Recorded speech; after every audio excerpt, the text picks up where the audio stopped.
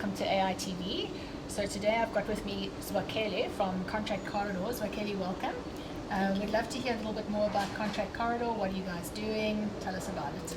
So Contract Corridor is a contract lifecycle management system. We basically handle your contracts from initiation, pre-signature, collaboration, signature, finalization, and then once your contract is stored, we basically use it as data to help you manage your obligations a bit much better.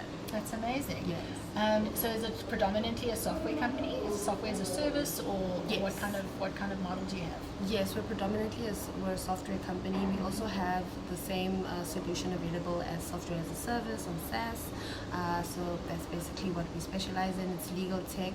We help legal teams better manage their contracts, whether it's legal matters, agreements, etc. That's amazing. Is it a startup company? Not really, it's not a startup. So part of it is a startup. We've been around for about 27 years and we've been in the legal tech space, just shipping and shifting, and now we've gotten a new product, a new solution, and here we are. So tell us a little bit about why you're exhibiting here at AI Expo today. Yes. So why your interest in AI? What elements of AI are in your solution? So in our solution, we use AI to sort of add on to, so we have risk assessments. We have a risk assessment feature that uses AI, and the AI that we use is quite ring fenced. So instead of just asking ChatGPT, uploading your contract to ChatGPT and asking questions, with our solution is that it's ring fenced, so the information you get is highly accurate and it's correct, and it's not, you know how AI hallucinates sometimes and it gives you an answer that just makes it up of nowhere. So we mitigate that. So we make sure that the AI that we're using doesn't create more problems for you in the long end. It's verified, it's correct, and it is actually helping you, instead of now you having to verify this other AI, whether is it real or not, which causes more problems for you in the business. So we just want to showcase how we can use AI in such creative ways that can help you in ways that you never thought you could help.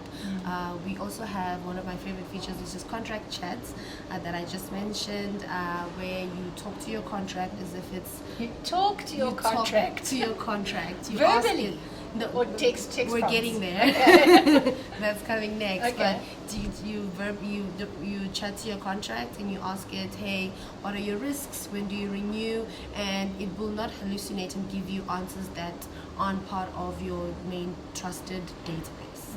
Because we've seen a lot of use cases when ChatGPT came out, and very very strange behavior where lawyers were just asking ChatGPT for advice and then putting forward cases that didn't exist as their evidence to support their cases. So in the legal industry specifically, a lot of risk, like you can't afford to have it. You can't afford it. And you've got data privacy issues as well. You can't just be uploading your clients' legal issues onto ChatGPT, available for OpenAI to train everyone else. Exactly. And think about the last time you asked ChatGPT or even Google a question about anything legal in South Africa, most probably the answer you'll get is going to be an American legal answer. So that's why it's so important to make our AI accountable and highly accurate, because the people who are going to be using this are lawyers, and we always say that our solution is trained by legal professionals for other legal professionals. Okay. So that was going to be my next question: is where do you model this data? Where do you get it from? How do you ensure the accuracy? Because there's no room for error in a legal contract. Yes. So we make sure that our database, our source, our trusted database is completely accurate and pulls from verified data.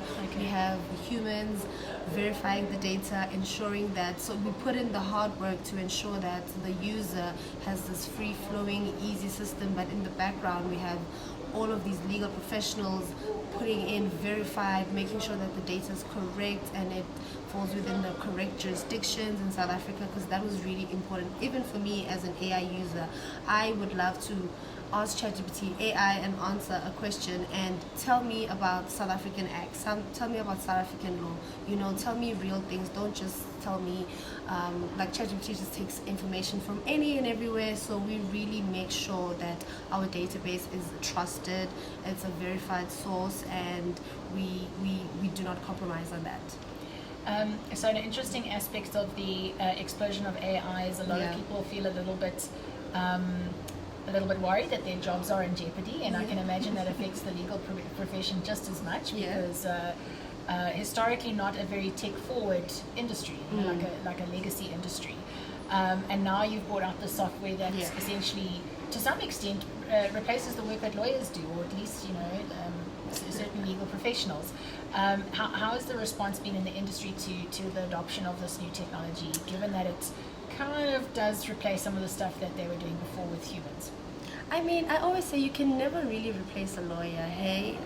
So with AI, and most people, when they double click and they zoom in a bit more and see exactly what our solution is about, they realize that, oh, it's really about how you use the AI rather than just AI can do your job. Okay. Because when you prompt it correctly, and when your prompting is so good, it's going to give you such good results that you're going to realize that, hey, without me prompting the system, this answer would not exist. So I would say that lack of information, people always assume that, oh my gosh, AI is doing all these things and stuff. AI can't do anything without a person prompting it to do something for it. So that's today.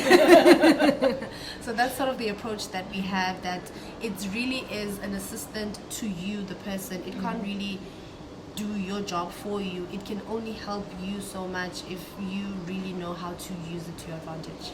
And how has the feedback been from the industry, given that this now has adopted AI? It's obviously very sophisticated. What are the lawyers saying about this? So skeptical. Oh, really? So skeptical. Okay. But then it quickly moves from this high skepticism to this, wow, oh my gosh, I can't live without it. Who knew that I could just have a risk playbook while in my contract solutions, and it can literally assist me with a risk assessment that instead of reading for hours. See, we're replacing mundane activities, not necessarily your skills as a lawyer. So reading a 60-page contract to find one piece of information when you can chat to your contract and ask it. So that's really where we're making all the difference. And what do you think, where do you think this is going in the future? Like, what are the use cases that you think are just going to disrupt everything in this industry? So we are currently moving towards agentic AI, because currently we use AI as we ask it questions and it gives us the answers. We're sort of moving towards more where your AI can sort of predict what's coming next and take actions on your behalf. So with contract lifecycle management, we're going to be seeing more of, instead of you asking your AI for help, it's more so you've uploaded this and it says, hey, you've uploaded this, would you like me to create a task for you? So that's where we're moving towards in the future. Amazing. So Zwakele, thank you so much for coming on AI TV today. It was really interesting to hear about Contract Corridor. Thank you, Heidi. And looking forward to seeing what's next. Thank you. Me too.